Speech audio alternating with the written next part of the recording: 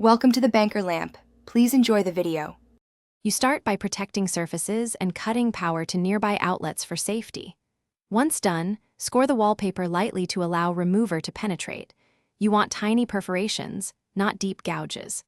Apply a concentrated wallpaper remover or a 1:1 mix of fabric softener and hot water with a spray bottle, working in 3-4 foot sections.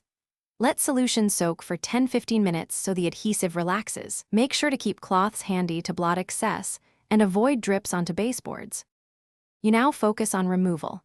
After soaking, slide a wide putty knife under an edge at about 30 degrees and pry gently to lift the paper.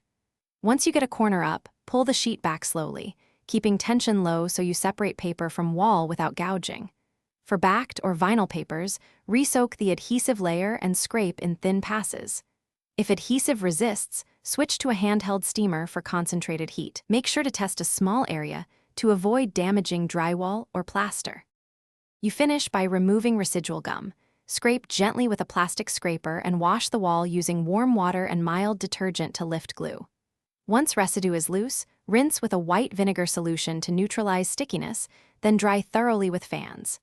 If you find small gouges, fill them with joint compound, sand smooth when dry, and prime before painting. Troubleshooting tip: if glue remains tacky after cleaning, repeat the vinegar rinse and allow full drying time. Residual. Thanks for watching. If this was helpful, leave a like and consider subscribing. See you next time.